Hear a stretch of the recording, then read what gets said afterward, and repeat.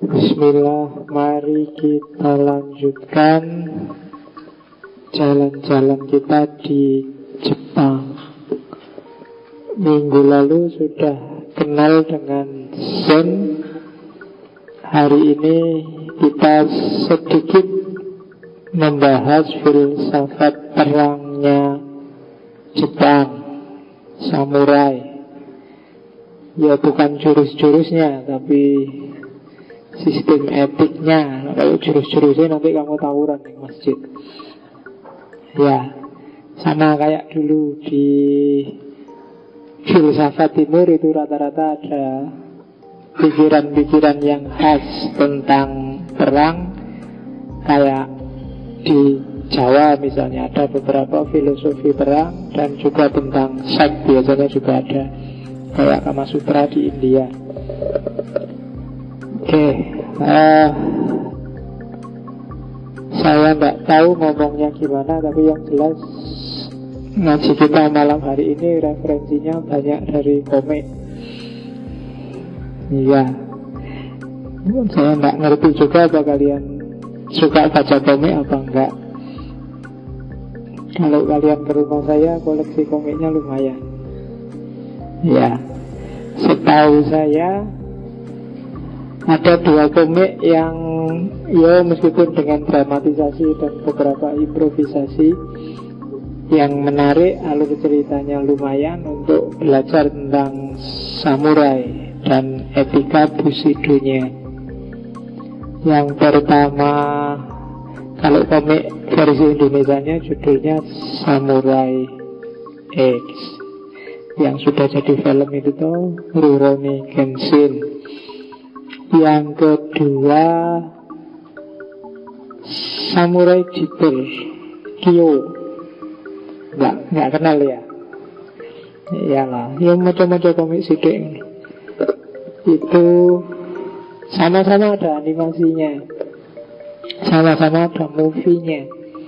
Cuma yang Rurouni Kenshin kan sudah ada versi movie yang nggak kartun, yang beneran. Ya kalau kalian kan cuma dilihat tawurannya.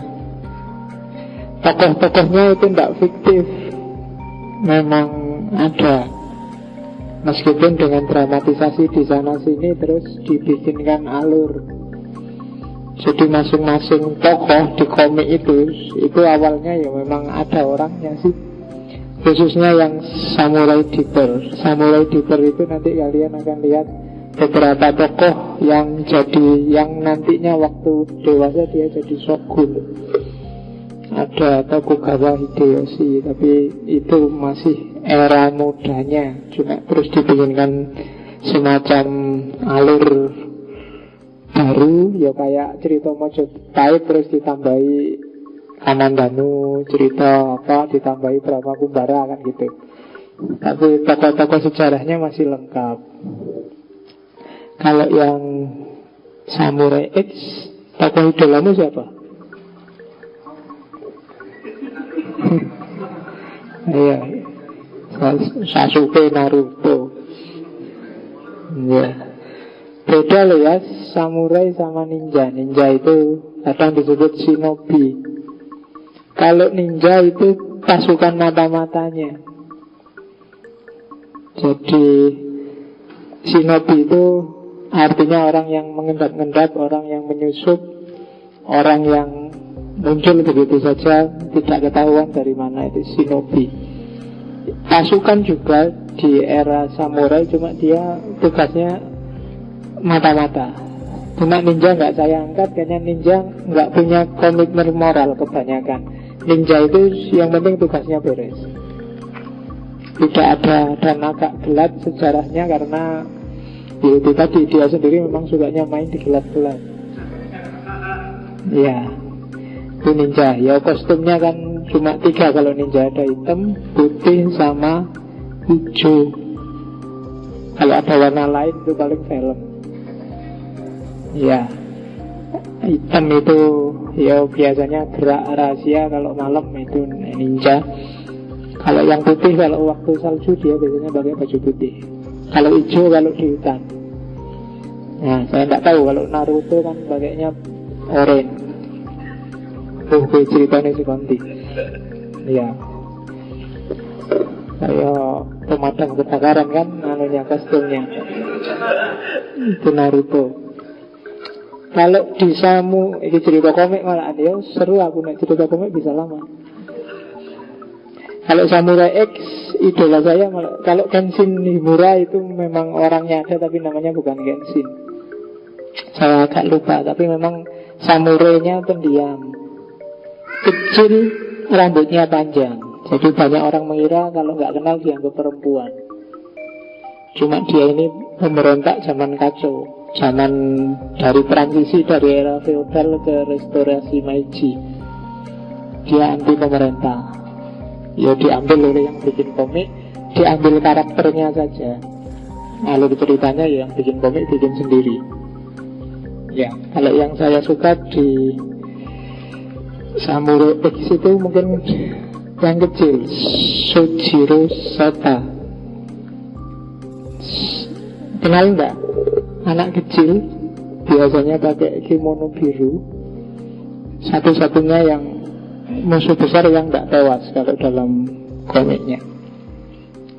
Kecil, anak ini sejak kecil hidupnya tersiksa. Cuma kenyataannya juga ada. Sojiro Seta kalau aslinya namanya Akita Shoji, samurai yang umur 15 tahun dia sudah jadi samurai besar. Tidak ada yang bisa ngalahin dia. Hanya saja dia tewasnya karena kena penyakit TBC. Ya, jadi tengah-tengah perang dia ambruk.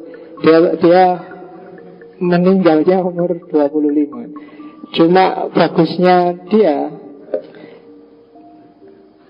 pandai meruntuhkan moralitas lawannya kalau sedang tarung. Seketat apapun dia akan senyum. Cari aja tokoh itu. Ya kan beda-beda selera tidak apa-apa. Selera aku malah musuhnya, bukan lakone. Dan dia yang satu-satunya gak tewas. Oke, malah cerita komik ya. Kita mulai aja busidonya. Bismillahirrahmanirrahim.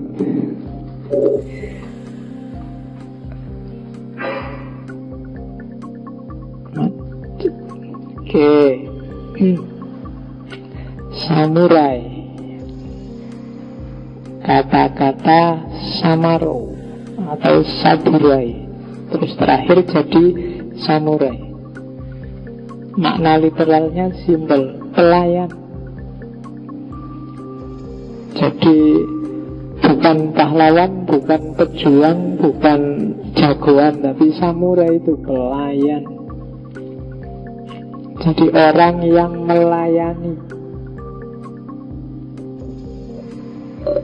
Kalau Bushido itu dari kata-kata bu itu bela diri, si itu artinya penggalan kata samurai, orang, dan do yang artinya jalan. Berarti Bushido itu jalan orang yang melakukan bela diri, jalan para pejuang, jalan para petarung, the way of warrior. Itu Bushido. Jadi samurai itu kastanya, kelas orangnya. Kalau Bushido itu sistem etiknya. Mungkin masih ingat sistem sosial Jepang ini kan? Jadi yang paling atas itu kaisar, di bawah kaisar ada shogun, di bawah shogun ada daimyo, para tuan tanah, ketua-ketua lokal, pemimpin-pemimpin lokal. Di bawah daimyo ada samurai. Ini petarung-petarung yang dibentuk oleh daimyo. Nanti kalau di antara samurai ini ada yang juga daimyo dan berposisi sebagai kaisar, nanti dia namanya adalah shogun. Cuma kalau ada samurai yang kehilangan tuannya, terus mengembara sendirian, jadi jagoan bayaran, tergantung siapa yang bayar, namanya ronin. Di bawahnya ronin ada petani, Di bawahnya petani ada pengrajin, dan level paling bawah pedagang. Jadi pedagang itu levelnya paling bawah secara sosial di era feodalisme Jepang. Level paling tinggi memang kaisar, cuma kaisar ini sering sifatnya hanya simbolik. Dia tidak punya kekuasaan yang sebenarnya. Yang punya kekuasaan yang sebenarnya itu para shogun. Biasanya samurai naik level jadi daimyo, naik level jadi shogun. Shogun ini sudah tidak ada yang bisa ngelawan sudah. Shogun dilawan. Iya, sudah kalah kali ya. Ya, jadi itu sistem feodalisme Jepang. Ya, setiap negara ada sistem kayak gini zaman klasik sebelum lahirnya nation state. Indonesia juga ada kan, ada kasta priayi. Kalau Clifford Gate kan membaginya priayi, abangan, sama santri. Itu sebenarnya semacam kasta. Paling enggak kalau kalian enggak setuju Clifford Gate kan ada kasta bangsawan sama rakyat jelata. Kan itu aja. Keluarga keraton itu bangsawan, kalau kita rakyat jelata. Sistem etiknya dia kan kebanyakan sistem etik keraton kan, yang ditulis di serat-serat itu kan sebenarnya untuk orang-orang bangsawan. Kalau untuk orang-orang kayak kita kan nggak butuh sistem etik senjelimet itu. Jadi adalah model kasta. Oke, terus kasta ini kalau bahasa Jepangnya Mibun Saido, stratifikasi sosial. Isinya 4 kasta. Kalau di India kan ada juga kasta Brahmana, Ksatria, Waisya, Sudra. Kalau di sana disingkat Shinokoso. Shinokoso itu Si, No, Ko, sama So. Si itu kelas samurai, disingkat dari kata-kata bushi. Jangan salah, ternyata shogun juga punya kelas bushi. Ya. Bushi kalau di sini bagian motor, kalau di sana itu kelompok prajurit. Sama no itu singkatan dari nomin, ko itu dari kosakunin, dan so dari sonin. Jadi 4 kelas: samurai, petani, pengrajin, pedagang. Ya ini disingkat-singkat, dan bahasa itu sering begitu. Kalau di Jawa misalnya kodok itu kependekan dari teko-teko dodok, kan gitu, itu Jawa. Ya. Banyak kan yang kayak gitu, kodok apalagi ya. Katok. Saya baru tahu katok itu diangkat sitok-sitok. Ada lagi. Bukan, kutang. Ayo, apa ayo kutang? Iya. Anak sing ada yang bilang sikutnya hilang, ada yang bilang sikutnya diutang. Kenapa kok sikutnya diutang? Kan sikutnya nggak ditutup, yang ditutup depannya aja. Jadi sikutnya diutang, itu bahasa Jawa. Di Jepang juga gitu, cuma diambil depannya. Shinokoso. Jadi kelompok samurai, kelompok prajurit, kelompok pengrajin, dan kelompok pedagang. Kelompok mahasiswa nggak ada. Tinggal kamu nanti calon prajurit, apa calon petani, apa calon pengrajin, apa calon pedagang. Kiai nggak ada. Kelompok elit agama nggak ada. Karena dari pengantar yang pertemuan pertama kan, agama kalau di sistem sosial Jepang tidak terlalu urgent. Orang bisa punya 2-3 agama nggak masalah. Jadi Islam ya, Kristen ya nggak apa-apa, tambah Sinto ya nggak apa-apa, Konfusius ya wis nggak apa-apa, wong gitu aja kok repot. Nah, ada kan kemarin di pertemuan pertama itu survei bahwa banyak orang yang agamanya lebih dari 1. Jadi enggak, itu hanya, kalau dalam bahasanya makan itu bukan struktur dasar masyarakat gonta-ganti juga tidak masalah. Yang dasar, paling dasar malah ekonomi kalau dimakan.